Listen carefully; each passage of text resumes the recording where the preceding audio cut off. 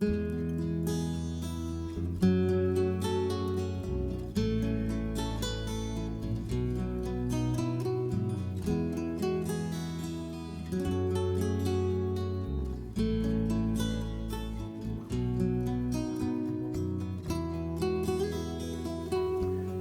you for joining us today. Today we're going to do the fourth video. This tool is called the Garganelli board, and it is a tool that hails, like so many of our tools, from different parts of Italy. Not any, well, the Puglia area has, I think, a proliferation of tools that is unusual. The area that this tool comes from is the Emilia-Romagna area. This is the area that my father was from, so it has particular meaning to me. We sell two versions of it. One is the traditional one, and if you can take a real close look at that, you'll get a very good idea what that's about. It's essentially composed of 60, 70 slots, and these are all hand-tied. This is a very, very time-consuming. There's a very good reason. We're one of probably the largest producers of handmade artisanal pasta tools in the world. And I use the word handmade selectively because there are literally no machines that assist in the assembly of any of our tools. So anyway, this is a big seller. This ranks right behind the Corsetti. We do very, very well with it. We have different woods for the ends. It's just a delightful little tool. And that's one version. Each of these comes with three dowels so that you can make different size Garganelli. No other Garganelli maker on the market, as far as I know, even compares to this, and is even resemble that. What you all see is this little paddle, and it works.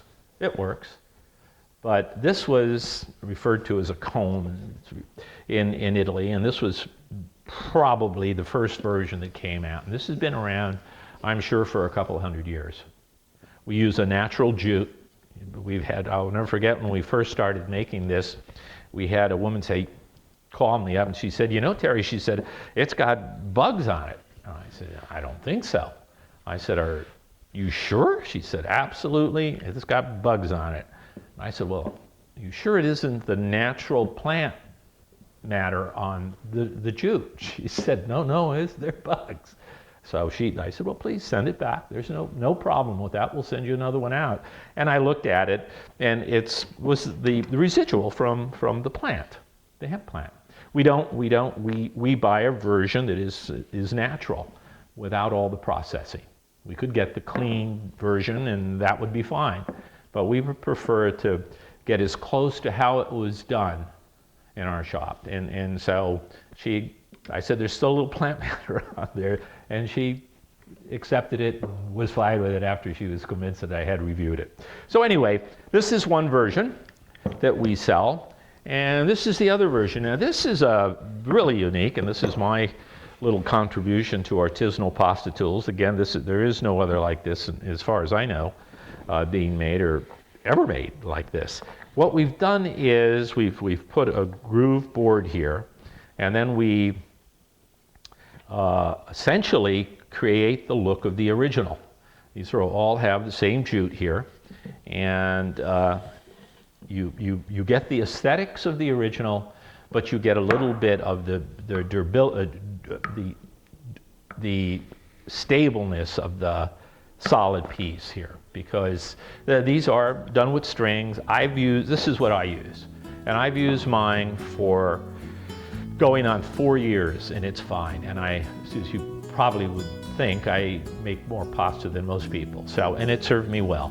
But if you're in a commercial kitchen where you're banging things around, this is like a workhorse. And the chefs love this because if they want to show a client how it was done, it pretty much has the same aesthetics as the original, but it has that durability. So anyway, you have to make that choice when you order. This is actually less than this. This is very time consuming, and you know, I haven't pointed out in the video, but I think it's worth noting, a lot of people who buy our products buy them because they are really in some ways collector items, and very frequently we'll talk about how they want to pass them down to their children, or how they remember one of these growing up from their grandmother, maybe even great-grandmother. So a lot of these are generational tools. The corsetti was frequently given at weddings, baptisms, confirmations. That was a traditional use of it as it progressed in Italian culinary history. So, you know, look at these things with a wide view, but, you know, these, you know, in the industry they call them new replicas. And we don't view these as new replicas. We view these as pasta tools made the way they were, and they're fully ready to use. Okay, these are not to put in the corner like a kit. It's not a kit.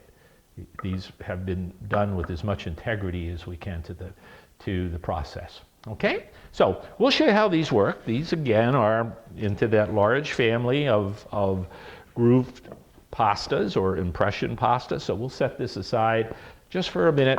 We'll quickly, I don't want, in all the videos you see me running this stuff out, and I don't want to bore you with the same thing on and on again. So I've done a little piece of pasta here and done some kneading already. So we'll just give it a quick couple passes and you can see how it works.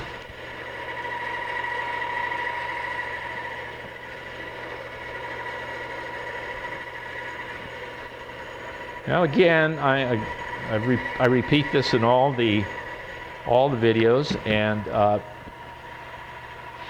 you have to be the judge for yourself. A lot of people don't like to keep them too thick because they feel they create chewiness, and especially in this pasta where you roll it upon itself, that it doesn't boil evenly. I always find you just watch it a little bit more and boil it a little bit more, and if you're careful with it, that chewiness will pretty much go away without disturbing the integrity of the rest of the pasta.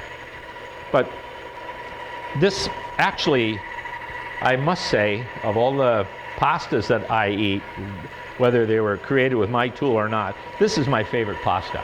I think it's just a fantastic pasta. It has a texture in the mouth that is, in my opinion, just very, very special. It's got the ridges, it's got the tube, it's got it all going for itself. It's kind of like a penne, which everybody is familiar with. Okay, here's our sheet. Again, we'll cut it so that it doesn't overwhelm the table here. Save this for another time, or maybe another video, huh? Okay, so now this you just cut into squares. Then you can make big squares, you can make small squares, you can make them long, you can make them narrow. You know, when you get one of these and you start having fun with it, you'll see all the variances that you can easily make with them. So, okay, so what we want to do, get the squares.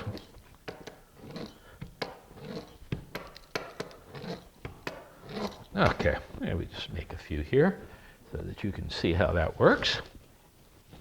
Okay, here's our board. We'll cut our squares here.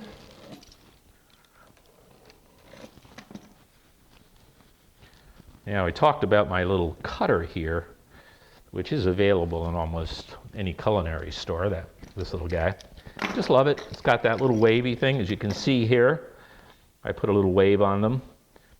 It's a small detail, but sometimes it's kind of fun. Okay, now all you have to do, get your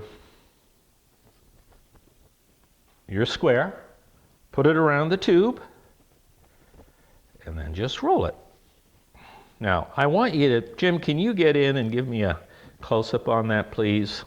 Just want you to see how nice and deep those grooves go.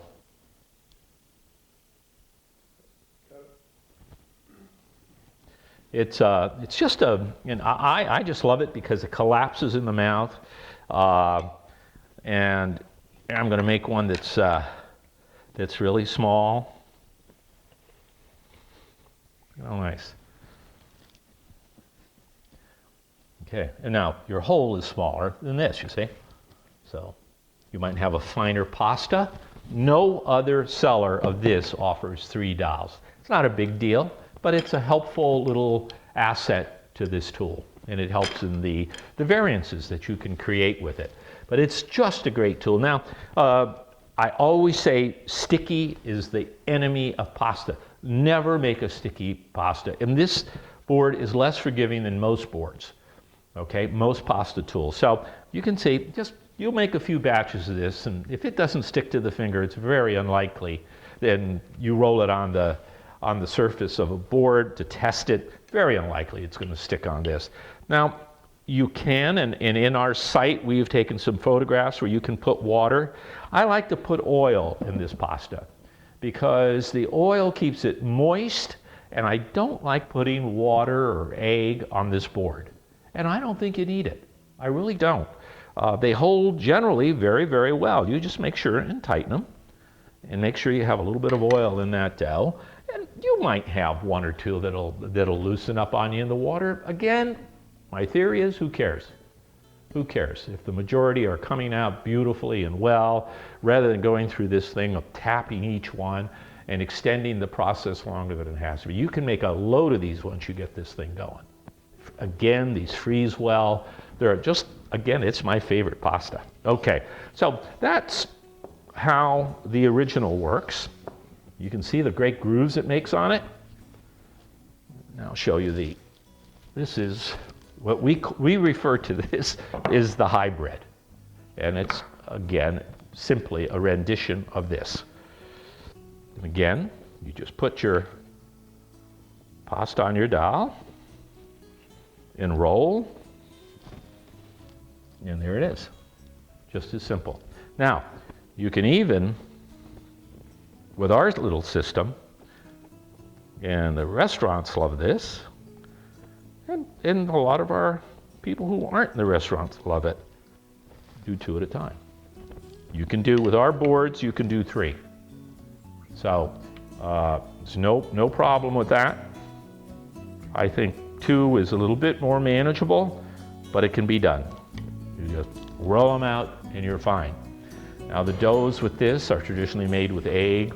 Again, a little bit of semolina. I like semolina. As I've mentioned in all my pastas, I like them in impression pastas. But I use a 1-to-4. You'll see a lot of 2 parts white flour and 2 parts semolina. I don't like putting that much semolina. I don't like that much chewiness. While I can accept some of the semolina because I think it adds to the stability of the impression, and the chewiness doesn't bother me at all, I don't want to make it too chewy. And it's also, especially if you make this by hand, if you're going to roll this out by hand and mix it by hand, semolina is a tougher dough, just like actually whole wheat is for that matter. But I use 1 cup to 3 cups of white. 3 cups of white, 1 cup of semolina. And I don't know what your appetites are. Everybody has a different size family, a different size appetite. All of our pastas freeze beautifully. So I always make a 4-cup recipe. I mean, that's enough for a nice dinner, and frequently, if it's just you and your wife or you and 1 child, you can freeze it. You can make 2 or 3 meals with that recipe. And then you don't have to remember, this and that. You get in with that recipe and you'll be very, very comfortable. And you could put any flours. I also like to make this, well, it's not traditional with this. I like to make a buckwheat. Buckwheat is just incredible. 1 cup of buckwheat, 3 cups of regular flour, and I'll tell you, it is, there's something about buckwheat, and it's traditional to Italy. In the northern part of Italy, they use buckwheat, so that you're not wandering off the traditional path there. So anyway, I hope you have enjoyed the presentation in this tool. As we try to mention, if you have any questions, go on the site, make a comment. We are open to your comments, and we learn from them. So thanks again for visiting our kitchen. and wish you well.